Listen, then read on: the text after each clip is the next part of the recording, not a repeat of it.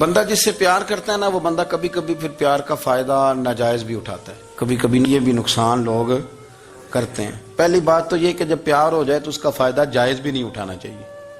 جس نے فائدہ اٹھا لیا تو اس نے تو استعمال کیا نا۔ تو ہوتا ہے ہمارے گھروں میں کہ اگر بچہ اماں کے قابو میں تو پھر اماں جو دل کرتا ہے کراتی ہے، اور جو اس کو کہہ دیتی ہے پھر وہ کہتا ہے اوہو میری اماں نو آکھیا ہے، پر وہ ڈنڈا اٹھا لیتا ہے، آؤ دیکھتا ہے نہ تاؤ دیکھتا ہے۔ یہ بھی ایموشنل کرنا ہے، کر لیتے ہیں لوگ۔ بیٹی کو بھی پتہ چل جائے نا ابا میری بات مانتا ہے، تو وہ سارے بچے کہیں نا سیر کرنے جانا ہے تو ابا جی کو کون منائے گا، تو کہتی ہے تسی چپ کر جاؤ، ابا جی کو میں بات کروں، اسے پتہ ہے میرے سے پیار کرتا ہے۔ اب بات کو سمجھ لیں، یہ ایک ایموشنل کرنے کا طریقہ ہوتا ہے، لوگ کر لیتے ہیں، اور وہ بندہ چونکہ پیار کر رہا ہوتا ہے تو پیار کرنے والا بہرحال کہیں نہ کہیں پھر قابو آ جاتا ہے۔ وہ استعمال بھی ہو تو ہو جاتا ہے، لیکن وہ بندہ ٹھیک ہوتا ہے، کیونکہ وہ استعمال ہو بھی رہا ہے تو ہو تو پیار میں رہا ہے نا، پیار میں ہو رہا ہے نا۔ سمجھ لے میری بات کو۔ حضرت سعد بن ابی وقاص رضی اللہ تعالیٰ عنہ کا نا اپنی ماں سے بڑا پیار تھا، بڑا پیار تھا اپنی والدہ سے۔ تو حضرت سعد بن ابی وقاص کلمہ پڑھ گئے، اماں جی نے بھوک ہڑتال کر دی، اسے پتہ تھا کہ میرا پتر مجھ سے پیار بڑا کرتا ہے، میں نے بالآخر منوا لینا ہے۔ تھوڑی سی آبادی تھی، ایک گھر کے اندر جو مسئلہ چھڑتا تھا نا اس کا سارے شہر کو پتہ چل جاتا تھا۔ اب کونوں میں گلیوں میں اب باتیں بھی ہونے لگیں کہ وہ سعد کی ماں ہڑتال پہ بیٹھی ہوئی ہے، بڑا مسئلہ ہے۔ اب پریشر بڑھنے لگا۔ حضرت سعد بن ابی وقاص فرماتے ہیں کہ وہ جو میرے قریبی لوگ تھے نا صحابہ، وہ بھی مجھے کہنے لگے یار کوئی رستہ نکال، ہر چوک میں تیری بات ہوتی ہے۔ کہتے ہیں میں گھر جاتا تو گھر والے، بہن، بھائی، بچے، باپ سارے کہتے ہیں یار تیری ماں مر جائے گی۔ اب بہت بڑا ایشو ہے، ہم یہ کہہ دیتے ہیں کہ انہوں نے قربانیاں بڑی دی، لیکن آپ ذرا بات کو سمجھے نا کہ اماں بھوک ہڑتال پہ بیٹھ جائے، ایک انسان کہاں کھڑا ہو جائے گا؟ بدنامی الگ ہے، بحث الگ ہے، سیانہ بندہ، مالدار، وزادار، قبیلے والا۔ حضرت سعد بن ابی وقاص کی ماں نے 3 دن تک روٹی نہیں کھائی، پانی نہیں پیا، بے ہوش ہو گئی۔ اب جب بے ہوش ہوئی تو شور پڑا، سارا محلہ جمع ہو گیا، اب سارے لوگ کھڑے، اور بچہ وہ ہے جو ماں کی بڑی ماننے والا ہے۔ اماں کے اوپر لوگوں نے پانی شانی ڈالا، ہوش آئی تو حضرت سعد بن ابی وقاص قریب آئے، کہنے لگے اماں ایک بات کرنی ہے۔ اماں بھی بڑی مشکل سے اٹھ کے بیٹھ گئی کہ پتر ماننے لگا میرا۔ لوگ بھی کھڑے ہو گئے، مسکراہٹ بھی ہونے لگی کہ لو نہ کوئی بات ہونے لگی، یا ماں کہتی ہے کلمہ چھوڑ دے پھر مانوں گی۔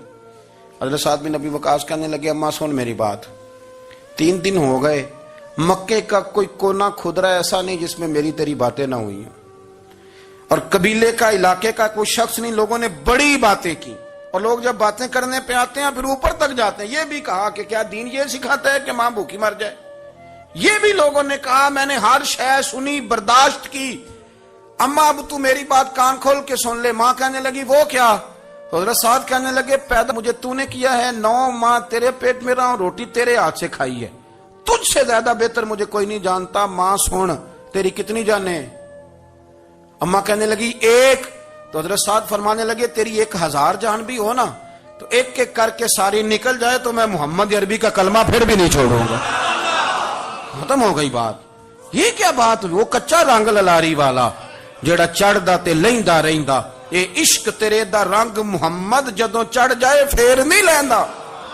یہ کیا بات ہوئی؟ اماں تیری 1000 جان بھی ہو، روٹی کھانی ہے تو کھا، نہیں کھانی تو نہ کھا۔ یہ لفظ کہتے ہیں حضرت سعد بن ابی وقاص رو پڑے، آنسو آ گئے، لفظ کہہ کے باہر نکلے، مجمع چھٹ گیا، جس نے جو مطلب لینا تھا لیا، جس نے جو کہنا تھا اس نے کہا۔ حضرت سعد چلے گئے، شام کو گھر آئے تو اماں روٹی کھا رہی تھی۔ تو حضرت سعد فرماتے ہیں کہ محلے کی بیویاں کہنے لگی روٹی کیوں کھا رہی ہو؟ تو ماں رو پڑی، کہنے لگی پتر میرا ہے، میں نے پیدا کیا ہے، میرے پتر نے کبھی ضد نہیں کی، اس کے دل میں کچھ ہے اتر گئی ہے، کوئی ہے، کوئی کچا پکا جذبہ ہوتا تو میں تو 2 آنسو بہاتی تھی تو میرا پتر لوٹ آتا تھا، پر کسی رستے کا مسافر بن گیا ہے، اب کہیں پہنچ گیا ہے، اور میں اس کا درد سمجھ گئی ہوں، جہاں گیا ہے اب وہاں سے یہ لوٹ سکتا۔ آپ سمجھیں اتنا تگڑا ایمان جن لوگوں کا، ان کے بارے میں لوگ ڈسکس کریں گے۔ ان کو نا قرآن پاک نے بطور نمونہ بیان کیا ہے۔ اللہ فرماتے ہیں ایمان اس طرح کا جس طرح میرے نبی کے صحابہ کا۔ یہ منافقوں کی بات ہو رہی ہے پہلے سے بارے میں، وَإِذَا قِيلَ لَهُمْ آمِنُوا كَمَا آمَنَ النَّاسُ، جب ان سے کہا جائے کہ ایمان اس طرح لاؤ جس طرح میرے نبی کے صحابہ لائے، قَالُوا أَنُؤْمِنُ كَمَا آمَنَ السُّفَهَاءُ، تو وہ کہتے ہیں اس طرح ایمان لائیں جیسے بیوقوف لائیں، یہ تو بیوقوف ہے، ہر شے نبی پاک پہ قربان کر رہے ہیں۔ تو اللہ فرماتے ہیں الا انہم ہم السفہاء، خبردار ہو جاؤ، میرے نبی پاک کے غلاموں کو بیوقوف کہنے والوں تم بیوقوف ہو۔ اللہ کہتا ہے تم پاگل ہو، بیوقوف ہو، اللہ انہیں پاگل کہتا ہے، اللہ پاگل کہتا ہے انہیں جو نبی پاک کے صحابہ کو پاگل کہتا ہے، اللہ انہیں پاگل کہتا ہے۔ یہ معیار ایمان ہے۔ قرآن نے کہا ایمان اس طرح کا جس طرح کا نبی پاک کے وَإِذَا قِيلَ لَهُمْ آمِنُوا كَمَا آمَنَ النَّاسُ، ایمان اس طرح لاؤ جس طرح میرے نبی پاک کے صحابہ ایمان لائے ہیں اس طرح ایمان۔ حضرت عبداللہ ابن عمر رضی اللہ تعالیٰ عنہ فرمایا کرتے تھے جو دن بھی طلوع ہوتا ہے نا وہ اعلان کرتا ہے، وہ اعلان کرتا ہے اور کہتا ہے بھئی اگر کوئی کام کرنا ہے تو کر لو، میں آج آیا ہوں، آج کے بعد میں دوبارہ نہیں آؤں گا۔ قیمتی ہیرے ہیں زندگی کے لمحے، ان کو ضائع نہ کریں۔ بس کر دیں بڑا ہو گیا سوشل میڈیا، اور بس کر دیں بڑی ہو گئی خبریں، اور بس کر دیں بڑے ہو گئے فضول تبصرے، اور بس کر دیں۔ امام مسلم رحمۃ اللہ تعالی علیہ جنہوں نے مسلم شریف لکھی ہے، امام صاحب کا وصال زیادہ کھجوریں کھانے سے ہوا تھا۔ ایک حدیث تلاش کرنی تھی تو کھجوروں کا ٹوکرا پاس رکھ لیا تو کتابیں بھی ٹٹولتے رہے اور کھجوریں بھی کھاتے رہے۔ صبح حدیث بھی مل گئی اور ٹوکرا بھی خالی ہو گیا، اور کھجوریں اتنی زیادہ کھا لی تھیں کہ وصال کر گئے۔ کسی نے ان سے کہا کہ روٹی نہیں آپ کھاتے، زیادہ کھجوریں کیوں کھاتے ہیں؟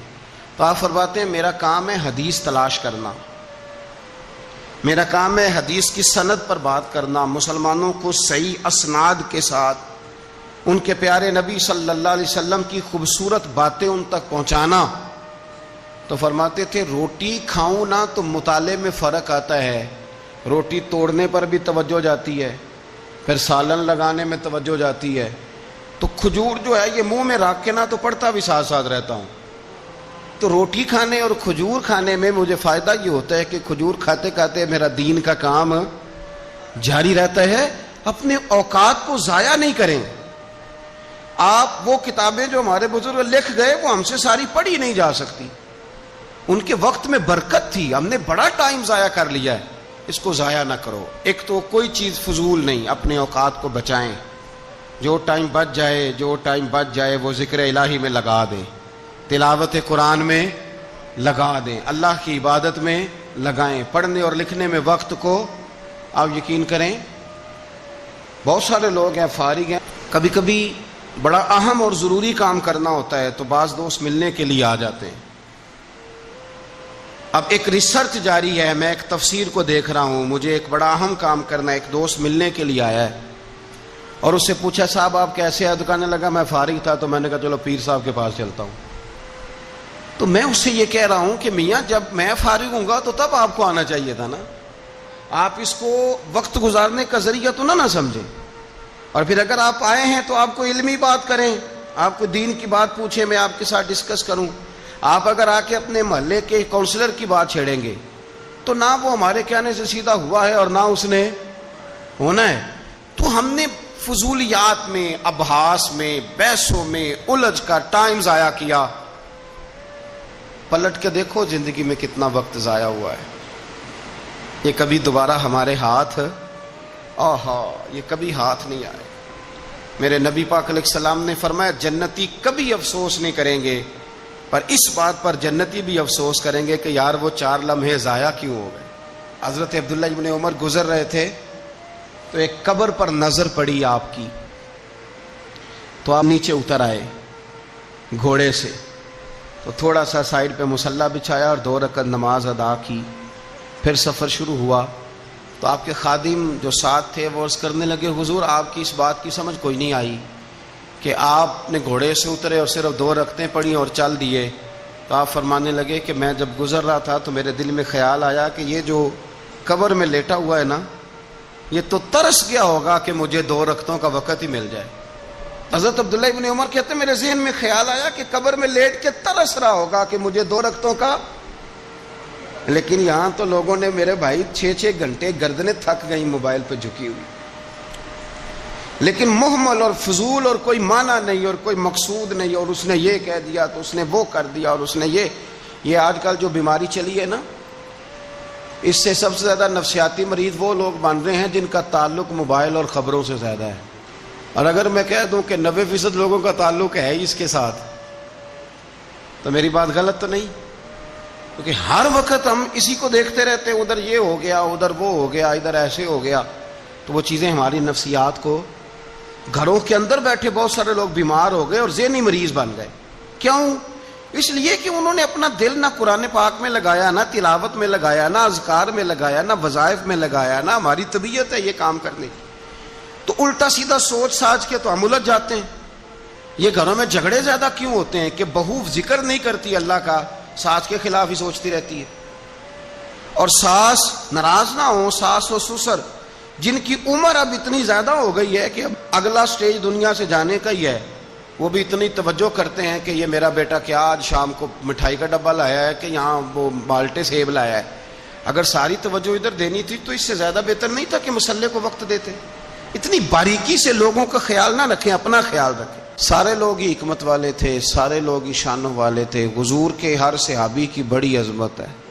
کیا شان ہے جناب صدیق اکبر کی، اور کیا مرتبے ہیں حضرت فاروق اعظم کی، اور کیا کمال ہے حضرت عثمان غنی کا۔ لیکن چونکہ ہر پھول کی اپنی خوشبو ہوتی ہے، جو دانائی، جو علم، جو فقاہت، جو اسلوب اللہ نے مولا علی شیر خدا کو عطا فرمایا تھا، جو شانیں اللہ نے مولا کائنات کو عطا فرمائی تھی، وہ تو حدیث آپ نے کئی دفعہ سنی ہوگی کہ حضور نے فرمایا میں علم کا شہر ہوں اور علی اس کا دروازہ ہے۔ میں آج آپ کو ترمذی کی ایک اور حدیث سناتا ہوں۔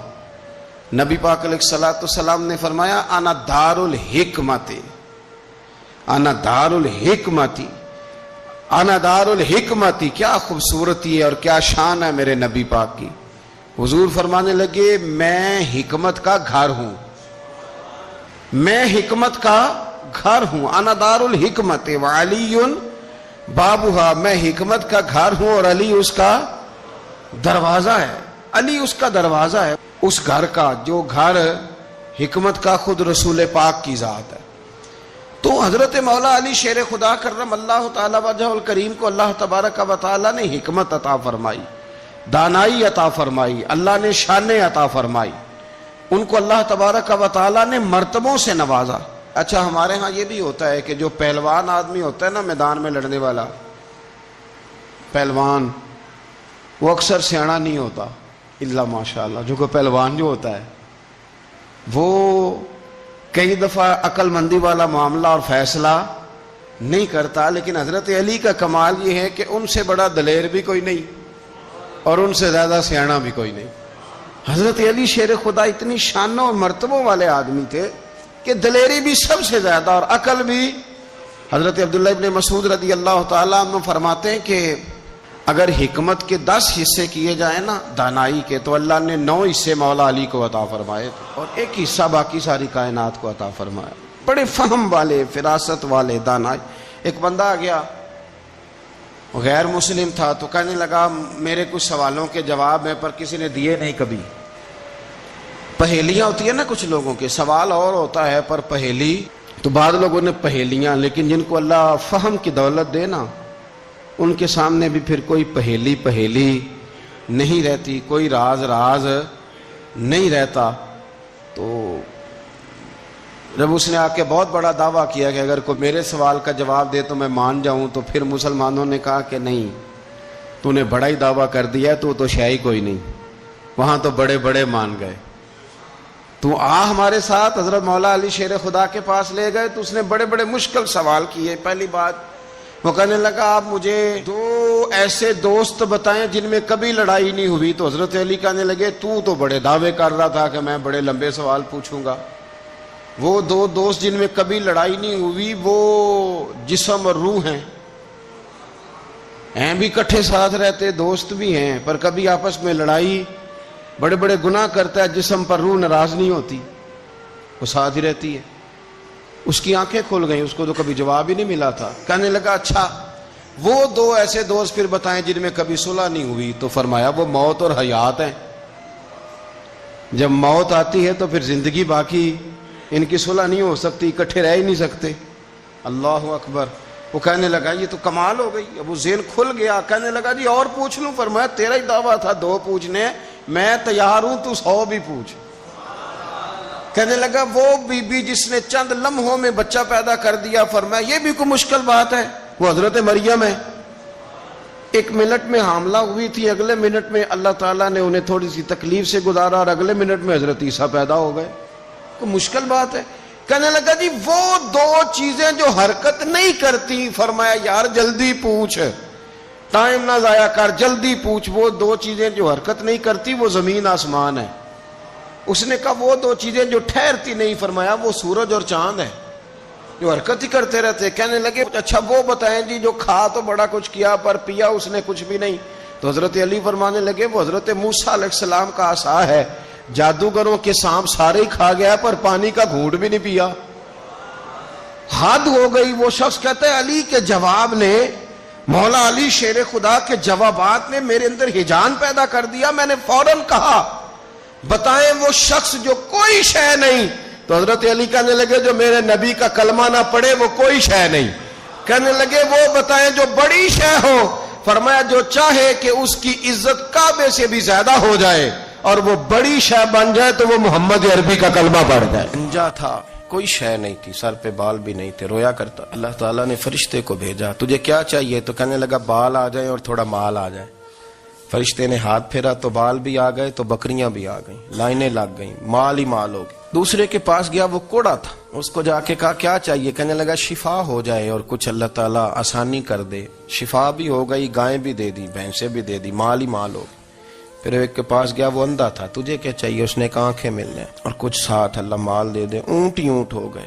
جب بڑا نواز دیا تو پھر مالک نے امتحان لینے کا ارادہ کیا. یاری تیری سونا ہے پر آزمائشاں بھی تیریاں اگ، آزمائشاں تیریاں، صحیح کہہ رہا ہوں، آزمائشاں تیریاں، یاری تیری سونا ہے پر آزمائشاں تیریاں. اے سونا پرکھیا جامدائی پہلو نہ لگاں دے لگ. اللہ نے فرمایا آزمائش کرو. سب سے پہلے گنجے کے پاس آئے، اسے کہا اللہ کے رستے میں کچھ دیکھا نہیں لگا، میرے خرچے ہی بڑے. دیکھو تو صحیح کتنی مشکل میں وقت گزارتا ہوں، حال ہی کوئی نہیں. تو اس نے کہا میں نے تو سنا ہے تو گنجا اور بھوکا ننگا تھا. کہنے لگا میں تو جدی پشتی رئیس اعظم ہوں، تو یہ کس پاگل نے کہا ہے بھاگ جا. اس نے کہا اچھا جیسے تو تھا ویسے ہی ہو جائے. کھیت کھلیان اجڑ گئے، پھر سے گنجا ہو گیا. حضور علیہ السلام فرمانے لگے، پھر وہ اس کے پاس گیا جو کوڑا تھا، اسے کہا کچھ دے. کہنے لگا خرچے ہی بڑے. اب پوچھ لیں کسی امیر آدمی سے، کہے گا چکی کے نیچے ہاتھ ہے میرا، میرے سے زیادہ تو اب پریشان بندہ ہی کوئی نہیں. کیا بتاؤں آپ کو، اتنا ٹیکس ہے، اتنا جرمانہ ہے، فلانی شے، بڑا کچھ گنواتے ہیں لوگ. اس نے کہا میں نے تو سنا تو پہلے کوڑا تھا. اس نے کہا جا دوڑ جا، میں تو رئیس اعظم ہوں، دادا بھی پردادا بھی اور ساری نسل ہی. اس نے کہا اچھا جیسے تو تھا ویسے ہی ہو جائے. پھر وہ گیا اندھے کے پاس اور جا کے کہا اللہ کے نام پہ کچھ دے. تو کہنے لگا رب کے نام پہ؟ یہ کھڑے ہیں اونٹ جتنے تیرے دل کرے لے دا. اس نے کہا کیا معنی اس بات کا؟ کہنے لگا یار تجھے کیا بتاؤں، میں تو اندھا تھا، میں نے تو کبھی دنیا دیکھی نہیں تھی. پھر اس کریم نے فضل کیا تو مجھے بڑا کچھ دکھایا. میں کیا بتاؤں، میرا دل کر رہا ہے کہہ دوں کہ پھر اس نے کعبہ دکھایا، پھر اس نے روضہ رسول دکھایا، پھر اس نے ریاض الجنہ کے سجدے دکھائے، پھر اس نے اپنے محبوب کے دروازے کی رونقیں دکھائیں. اس نے بڑا کچھ دیا، اس نے بڑا نوازا. میرے پاس تو شاید میں بدکار پرانا خادم، کسے در ملی نہ ٹوئی. ایتے واصف یار نے نظر جو کی تھی پھر واصف ہی ہوئی. یہ تو اس کا کرم ہوا. تو یہ وہ کہنے لگا تو اللہ کے نام پہ جان مانگ، میں وہ بھی دینے کو تیار. میرے پاس تو شے ہی کوئی نہیں تھی، مجھے تو اپنا پتہ ہے، میں تو کوئی شے نہیں تھا، کچھ نہیں تھا میرے پاس. یہ تو ان کا کرم ہے کہ رخ ان کا ادھر ہے. اور مختصر سی میری کہانی ہے، یہ جو بھی ہے ان کی مہربانی ہے. تو وہ کہنے لگا میں بھی کچھ لینے نہیں آیا تھا، تیری آزمائش ہی کرنے آیا تھا. تیری عزتیں بھی سلامت رہیں گی، تیرا مال بھی سلامت رہے گا، تیری شفا بھی. اپنی زندگی میں کبھی بھی اللہ کی بارگاہ سے توجہ ادھر ادھر نہ کریں. چھوڑیں لوگ کیا کر رہے ہیں، دنیا کیا کہہ رہی. کبھی بھی اپنی توجہ دائیں. ہمارا یہ مسئلہ بن گیا کہ ہماری سیاست ہے، ہماری دنیا داری ہے، ہم بندوں کو راضی کرنا چاہتے ہیں. ہم دیکھتے ہیں کون کس طرح، اور آپ یقین کریں آپ تھک جائیں گے، بندے راضی نہیں ہوں گے، وہ نہیں راضی ہوتے. آپ ان کو منا کے لائیں گے تو ادھر والے نکل جائیں گے، ادھر کو منائیں گے تو ادھر والے نکل جائیں گے.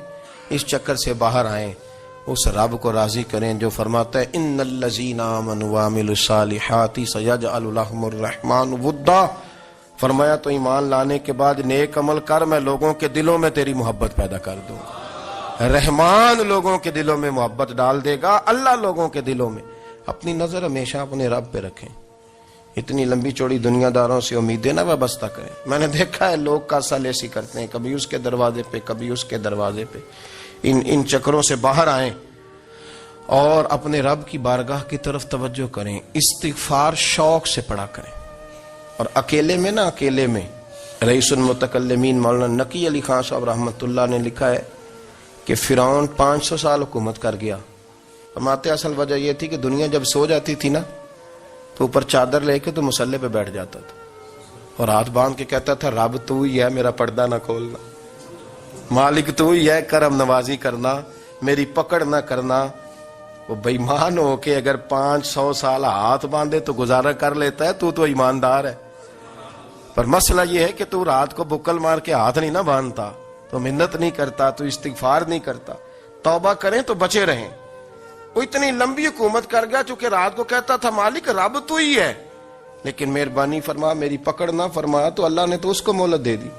آئی تعویذ لینے تو وہ ضد کرنے لگی، گھر والوں سے کہنے لگی نہیں میرے ساتھ کوئی ہے تو نہیں، پر ان سے کہے میری 2 منٹ میری داستان تو سن لے۔ تو میں نے کہا بہن بتاؤ بات کیا ہے، پھر رونے دھونے کی کیا بات ہے؟ اس نے کہا کہ مال دیکھ کے شادی کر دی میرے ابے نے، مال بڑا ہے، پر میں ایک دن بھی اپنے خامن سے عزت نہیں کرا سکی، اس لیے کہ وہ شراب کے نشے میں دھت گھر آتا ہے۔ ایک دن بھی کہنے لگی مجھے بتائیں نا کہ جس عورت کو اس کا خامن پانی پیے تو گالی دے کے آواز دے، روٹی کھانی ہو تو گالی سے آواز دے، اور اگر وہ میکے جانے کی بات کرے تو اس کی مری ہوئی ماں کو بھی گالیاں دے، اور اس کے سارے خاندان کو 24 گھنٹے۔ میرے گھر میں مال بڑا ہے، بڑے پیسے ہیں، لمبا چوڑا سرمایہ، پر ایک دن بھی ایسا نہیں آیا کہ جس دن اس نے باوقار طریقے سے مجھے بلایا ہو۔ اور وہ کہتی ہے کہ مجھے کہتا ہے تیرے میکے میں بیٹھنے کو جگہ کوئی نہیں، جتنی دفعہ مجھے لے کے گیا ہے دروازے پہ اتار کے آ جاتا ہے، تو میں ٹیلی فون کرتی ہوں تو دروازے سے بٹھا کے لے جائے۔ پیسے ہیں جو میرے ماں باپ نے شاید دیکھی تھی وہ بہرحال سکھ ہے اس بچی کو اپنے گھر، آرام ہے۔ جو بندہ جاتا ہے پوچھتا ہے، اللہ سزا دیتا ہے، تو نے اولاد مانگی رب کریم نے دے دی، اگر تو پلٹ کے نہیں آیا تو پھر وہ اولاد تیرے لیے آزمائش ہے۔ تو سمجھے ہی نہیں کہ تجھے اللہ پاک نے کس قدر آزما۔ اور دنیا دار دین کے معاملے میں بھی، انفاق فی سبیل اللہ، ہر معاملے میں دنیا داری، ہر معاملے میں دنیا داری۔ چھوڑ دے اس کو، کچھ دیر کے لیے نکلا کرے، کچھ دعائیں خالص مانگے جن میں خدا مانگے، اللہ مانگے، اللہ کا رسول مانگے۔ دنیا داری چھوڑ دے کچھ دیر کے لیے۔ ایک صحابی ہیں، بخاری شریف صحیح سند کی حدیث ہے، کلمہ پڑھا، کچھ دنوں کے بعد مال غنیمت آیا، نبی پاک صلی اللہ علیہ وسلم مال تقسیم کر رہے تھے تو میرے حبیب نے اس صحابی کو بھی دیا، فرمایا یہ رکھ لے۔ اس کو پیسے دیے حضور نے، اس نے پیسے ہاتھ میں پکڑے اور محبوب پاک صلی اللہ علیہ وسلم کا چہرہ دیکھ رہا ہے۔ پتہ کیا لفظ اس کی زبان پہ آئے؟ اللہ کہ یا رسول اللہ میں نے اس لیے کلمہ تو نہیں پڑھا تھا میں پیسے لوں گا۔ حالانکہ تالیف قلب حصہ اسلام کا، جو بندہ نیا کلمہ پڑھتا تھا اس کو کچھ نہ کچھ دیا جاتا تھا، چونکہ اس کی برادری چھوڑ جاتی۔ کہنے لگے حضور اس لیے تو کلمہ نہیں پڑھا تھا کہ پیسے آئیں گے۔ نبی پاک نے فرمایا کس لیے پڑھا تھا؟ کہا یا رسول اللہ میں نے تو اس لیے پڑھا تھا کہ آپ مجھے جہاد میں لے جائیں گے اور میں آپ کے نام پر اپنی جان قربان کر دوں گا۔ میں نے کچھ لینے کے لیے نہیں، جان دینے کے لیے کلمہ پڑھا تھا۔ تو حضور میرے لیے مہربانی فرمائیں، دنیا داری ہی دنیا داری، مال ہی مال۔ حضرت میاں شیر محمد شرف پوری رحمت اللہ علیہ کی وہ بات میرے دل کو چھو جاتی ہے۔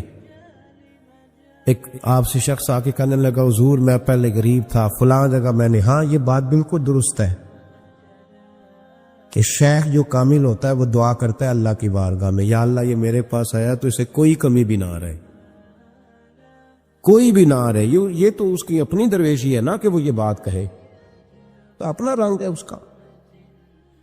میاں صاحب کے پاس آیا تو آ کے کہنے لگا حضور میں فلانے آدمی کا مرید ہوا ہوں، ایک کارخانہ تھا اب 4 ہو گئے. تو آپ فرمانے لگے تیرا تو بیڑا غرق ہو گیا، چاہیے تھا تیرا ایک بھی چھڑاتے، تجھے اللہ اللہ پہ لگاتے، تجھے اور پھنسا دیا دنیا میں. یہ کون سی تجھے درویشی اختیار کی؟ اور کارخانے بڑھ گئے تیرے. حضرت عیسیٰ علیہ السلام کے پاس ایک شخص آیا تو اس نے آ کے کہا میں نے آپ کے ساتھ رہنا ہے حضور، میں نے آپ کے ساتھ رہنا ہے. آپ فرمانے لگے دنیا دار بن کے رہو گے کہ دیندار؟ کہنے لگا جی میں دیندار بن کے رہوں گا. فرمانے لگے دنیا کی طلب نہ کرنا ورنہ میری صحبت میں نہیں رہ سکو. حضرت عیسیٰ علیہ السلام نے شادی نہیں کی، مکان ہی نہیں بنایا، ایک تکیہ، ایک پیالہ، ایک کمبل، جہاں رات ہوتی وہیں سو جاتے. ایک دن ایک شخص کو دیکھا کہ وہ نا ڈھلان بنی ہوئی تھی، پتھر کی پہاڑ، تھوڑی سی ڈھلان بنی ہوئی تھی تو نیچے لیٹا ہوا ہے. آپ نے کمبل بھی صدقہ کر دیا. کہنے لگے آج کے بعد جہاں ڈھلان بنے گی وہاں سو جائیں گے، کمبل کی ضرورت ہی کوئی نہیں. کچھ دنوں کے بعد ایک شخص کو دیکھا کہ وہ اپنے ہاتھ کا تکیہ بنا کے سویا ہوا ہے. تکیہ بھی خیرات کر دیا. کہنے لگے اس کے بغیر بھی گزارا ہو سکتا ہے. کچھ دنوں کے بعد دیکھا کہ ایک آدمی چلو میں پانی پی رہا ہے، پیالہ بھی اللہ کے رستے میں دے دیا. کہنے لگے چل جائے گا کام اس کے بغیر. فرمایا دنیا دار بن کے نہ آنا. کہنے لگا نہیں صاحب میں دیندار بن کے آؤں گا. جناب عیسیٰ علیہ السلام نے رکھ لیا. آپ پہلے دن ہی کہنے لگے چل آ جا روٹی کھا لے. 3 روٹیاں منگائیں، اس کو ساتھ بٹھایا. فرمانے لگے میں تو ایک کھاؤں گا، تو کتنی کھائے گا؟ کہنے لگا جی میں بھی ایک ہی کھاؤں گا. ایک روٹی اس نے کھا لی، ایک آپ نے کھا لی. تیسری روٹی چھوڑ کے جناب عیسیٰ علیہ السلام دریا کنارے وضو کرنے چلے گئے. واپس آئے تو روٹی کوئی نہیں تھی. اللہ کے نبی تھے، جان گئے. رب کریم کا بندہ بھی جان جاتا ہے. اقبال کہتے ہیں اولیاء کیا ہیں جواسیس القلوب. کہتے ہیں رب کے ولی کو ٹٹولا نہ کر، وہ تو دلوں کے حال بھی جانتا ہے.